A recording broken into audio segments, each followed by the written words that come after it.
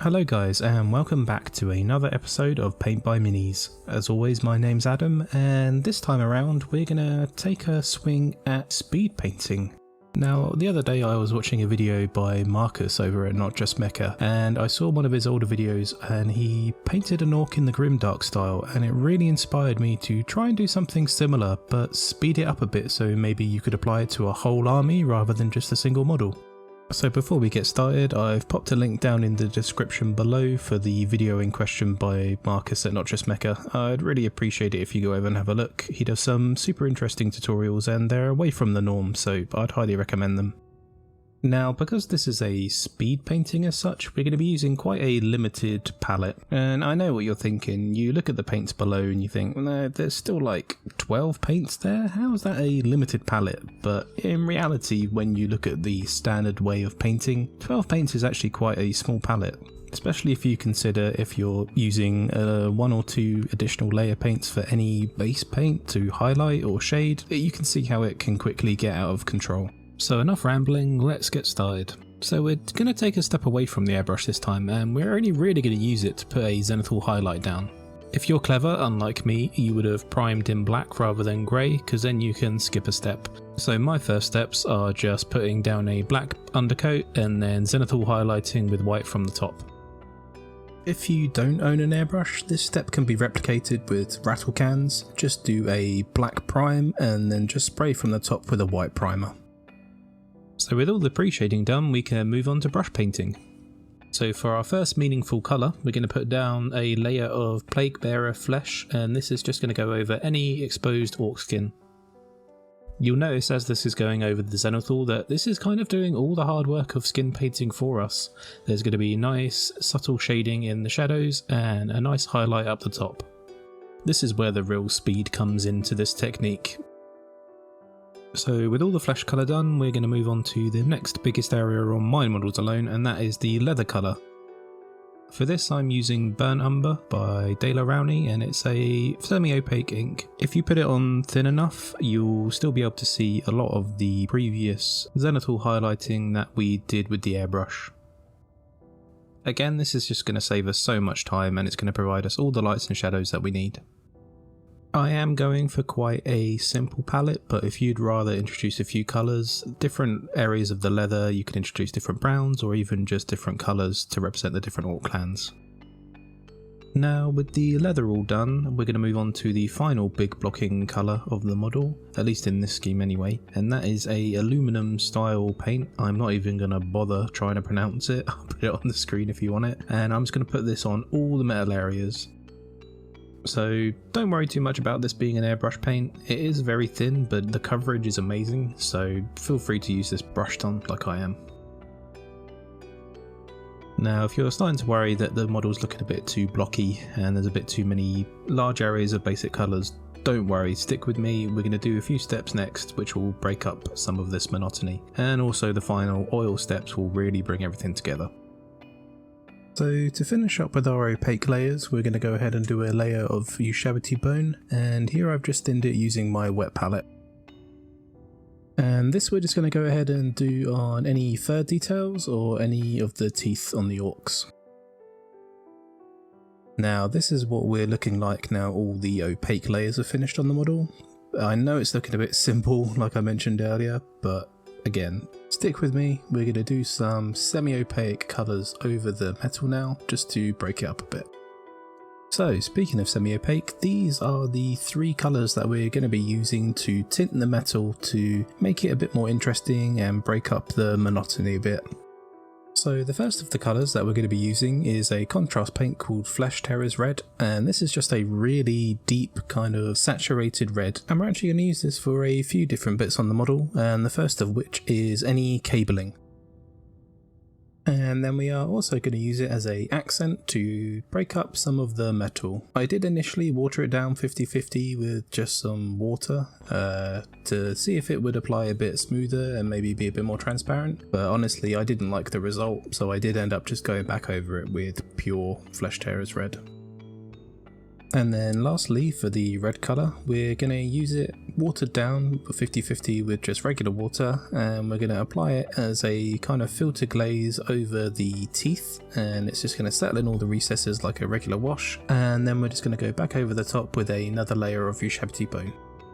So next up we've got the Gulliman Blue, and we're just going to use this to paint over a few of the metal areas. I kind of tend to keep it to the backpacks as it kind of blends in the most there, and as they have the most metal area they do need breaking up the most. This does go on quite thin, so you may want to do a couple of layers of this once they've dried. And I also use the same colour just to pick out the details of the goggles. And for the last of these semi-opaque layers, we're going to go over with the brown leather colour, which is burnt umber, and I've just thinned this 50-50 with just some regular water, and now that it's thinned it's going to actually apply much more like a bronzy colour rather than a pure brown colour. So I use this to pick out the most details of the model. I do this over some of the weapons and also the backpack. So here we have the Storm Boys as they stand. They're looking pretty good, they've got all their base colours on, but they are lacking a certain depth, and certainly not in a grimdark style at all yet. They're a bit too colourful, so what we're going to do next is apply some oil washes to really gritty and grime them up.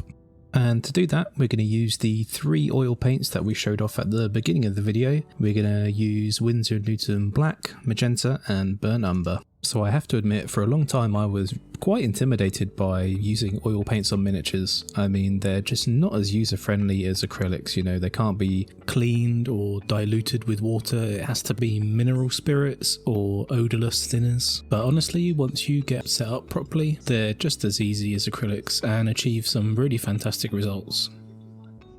So the first 2 combination we're going to be using is Magenta and Black. This is just going to be for a skin tone filter over the Orc's flesh. And then next up we're going to use the Burnt Umber and the Black, and this is going to be mixed together and used as a general dirty coat over the whole model excluding the flesh. Starting with the skin tone, we're going to mix up an equal part black and magenta, and I'm diluting this slowly with odourless thinner. I add a little bit of thinner at a time and mix as I go. It's much easier to break down the oil gradually as the mixture gets thicker rather than dumping all the thinner in at once, and it's quite hard to break the oil up that way. So it's just a case of mixing, adding a little more thinner, more mixing, you get the idea.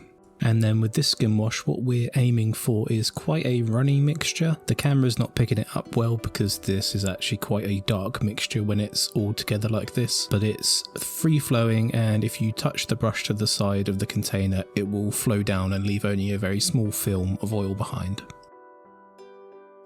Now when we do apply this to the Orc, you might notice that it appears quite brown, and that's just because it's a thin down red mixture over green, which makes brown. Apply this all over the skin and then give it about an hour for all of the mineral spirits or odourless thinner to evaporate. And now we've got our ready brown skin Orc, it's time to grab a Q-tip and clean him off. Start off with a dry Q-tip and just gently work it across the area.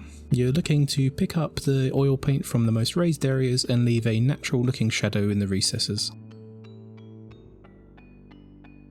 If the oil spent a little too long drying, it might be quite difficult to work this paint off with just a dry Q-tip. In these instances you can pour out a little bit of thinner into a dish, pick up a little bit on the Q-tip and dab quite a lot of the excess off onto a paper towel. Now work this slowly over the area and you should be able to relieve much more of the oil from the miniature. So here he is, much less red tone and back to the standard green Orc that we know and love. It's a very subtle colour difference, but in the deepest shadows there's now much more of a warmer shadow rather than just a darker green. It makes the Orc flesh a bit more interesting and realistic to look at. So now for the rest of the model, I've mixed up a 50-50 mix of black and burnt umber oil paint, and this time I've left it a little bit thicker. The consistency that you're aiming for is that the oil will just start to run and move in the dish.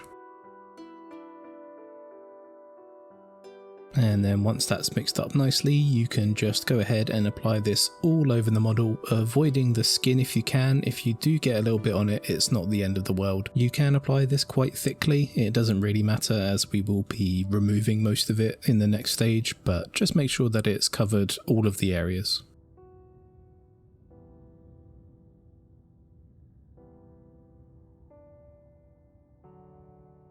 And this is what he's looking like once all the oil has been applied. Now don't worry, it does look like a bit of a brown mess at this stage, but give it an hour, 2 hours. Again, just need to wait for the mineral spirits or the odorless thinner to evaporate and just leave the oil layer behind.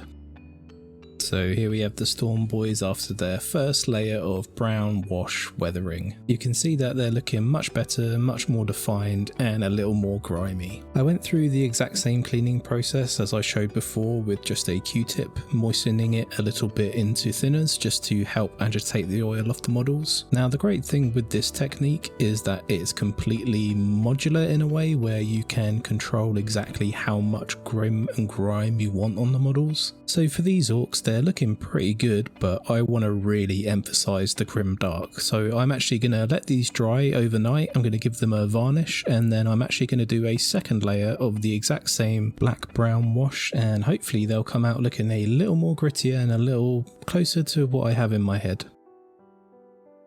And here they are in their full grim dark glory. I am super pleased with how these guys came out. For a technique that is just so simple and so easy, it's almost cheating in a way to make a model that looks like this. And no, it's not, because how can you cheat at model painting? But it really does feel like that when I look back and think about how long I've slaved with wet blending and all these advanced techniques where I can just leave a simple oil filter over the whole thing and get the exact result that I'm looking for. Now you may notice I have gone ahead and finished the models with bases. These were just some really simple bases that I threw together and I didn't think it warranted showing the process, but if you're interested how I do it, just let me know in a comment below and I can make a dedicated video. And on a similar note, I've also added some water slide decals to the models. Again, if you're interested at all how I applied these, just let me know in a comment. And I also want to mention that although I use Storm Boys in this video, this technique could be applied to pretty much the entire orc range, and for me personally, this is how I'm going to paint my orc army, so don't use this just as a Storm Boys tutorial. Think of it as how to paint any orc. But for now, I hope this has encouraged you to try the awesome power that is oil paints. You've seen how easy it is, and I really hope you go out and, give it a go on your own models. So for now, it's goodbye from me, and I'll see you in the next video.